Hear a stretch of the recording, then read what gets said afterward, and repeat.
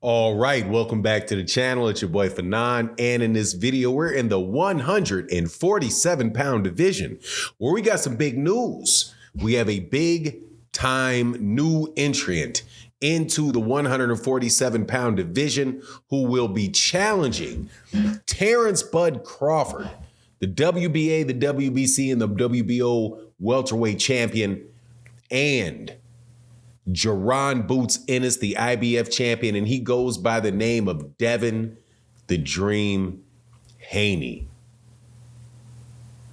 Let's talk about that in this video.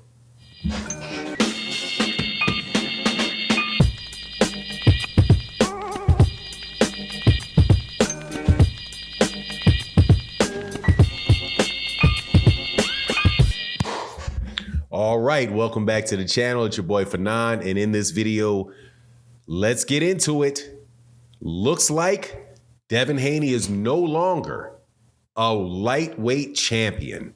He has relinquished all of his belts, and not only that, he has said that if he beats Regis Prograis, to be fair, he said when he beats Regis Prograis, that he is not going to stay at 140 pounds either.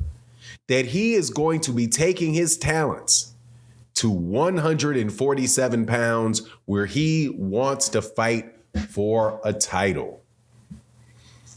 Man, if he is telling the truth, that's a mighty bold plan out of that young man.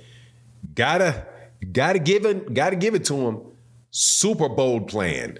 And one of the most dangerous plans that there is in all of boxing, without a doubt. However, this move does clarify a couple things, and a couple people are owed some apologies. But before I get into the details, let me welcome you back to the channel. If you are new to the channel, please hit the like button. Would be greatly appreciated. Share the video. And to everybody that is a supporter of the channel, thank you guys so much for your continually supporting the channel. Mattio, you my guy, and a super thanks, brother. How you doing today? I know you listen to these videos, so let me look you in the eye and say thank you, sir. Greatly, greatly appreciate you. And shout out to all the other channel members and all of the people that support in the live streams that we do every day. Look, this is going to be a fun one to do because, first of all, got to take my hat off to Devin Haney, because Devin Haney stepped up and was honest about something most of us knew was the case to begin with, that he was not going to be fighting at 135 pounds anymore. And the reason that I said that is because it's very obvious that he can't make the weight. So to be claiming that Gervonta Davis is ducking Devin Haney at 135, that Shakur Stevenson priced himself out of a fight with Devin Haney at 135, was always on his face ridiculous. For the number one reason being, among others, that Devin couldn't make the weight class. He looked like the Grim Reaper whenever he stepped into the ring. I mean, whenever he got off of a scale. So much so that they made those weigh-ins private, and he had to walk in with hoodies. But you could tell he was absolutely bone dry and sucked to just to crypt keeper status. So he's going to 140. But 140 and 135 is only 5 pounds, and he already looks like he's walking around at 170 pounds. So he was just way too big for that weight class, had been too big for that weight class for a long time. He's going to 140 if he beats Regis Prograis, and I think he's counting on his size to help him do that there as well. He's going to go to 147 pounds, which means all the 135-pound belts are now vacant.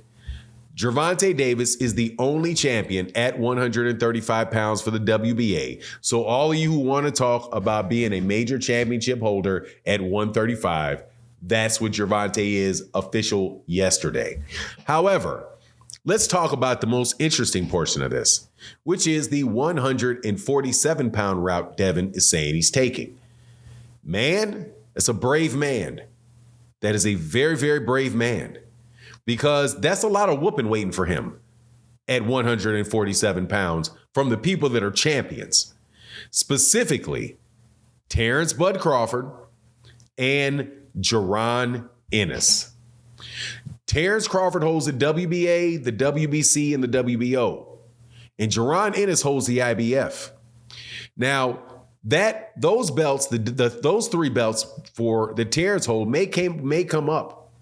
Even though I wouldn't doubt if Terence Crawford didn't say, oh, why not? Why not fight Devin Haney on a pay-per-view show for all three belts?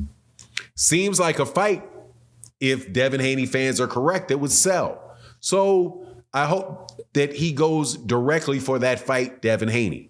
If Devin Haney can beat Terence Crawford, yep, you're in the Hall of Fame.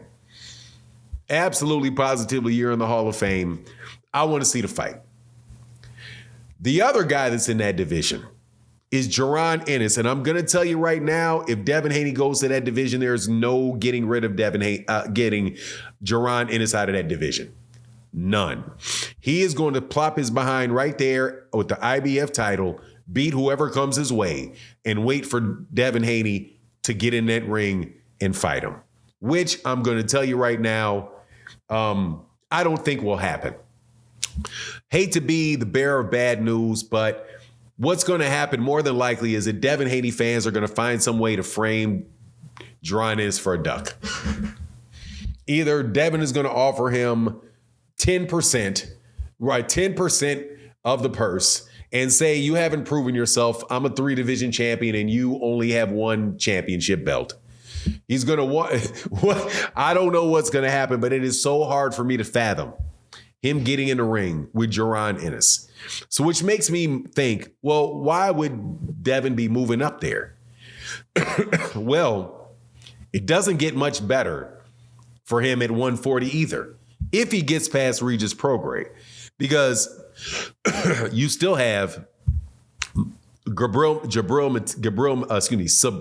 Matias in that weight division, who is no joke. And then you have Teofimo Lopez, who's in a division, who is a very good fighter, but is a joke as well, because it doesn't seem like either one of those guys are trying to fight each other. After all that talk they did at 140 pounds about wanting to smoke with each other, they're like cars that drive by at night down a dark highway going opposite directions. They don't even fake like they want to fight each other. Devin doesn't fake like he wants to fight Teo, and Teo don't fake like he want to fight Devin. But I'll take Devin at 147 pounds. If that's the weight class that he feels the strongest at and he feels the best at, I have a very, very hard time seeing him getting anything but beat up by Jaron Ennis. And Terence Crawford, man, I just have to think what Devin is trying to do is he's going to wait for he's going to move up, but those figures that Terence is going to vacate the belts because he's got a fight left. 1 fight left in his career. And then he's going to go for the WBO or the WBA and get 3 or 4 fights out of that and hope he can wait Jaron Ennis to move up into the next weight class. That's the only logical reason that I can see for him doing this, because that looks like a safer space at 147 than maybe trying to unify at 140 pounds. But anyway, my hat goes off to him for saying that he wants to do it. And I'm sure he does need to do it because, hey, man, he may not be here for a long time, a long time. He may be there for a good time. He's got 30 fights already. Get 5 or 6 more fights, 5 or 6 more paydays, then push it off into the sunset and say that you retired at 28 years old and I'm the youngest person to ever do all this stuff and retire undefeated. But in order to do that, you better stay away from Jaron Ennis. Anyway, that's my take on the matter. Please let me know what you think in the comment section. And with that, I'm out. Deuces.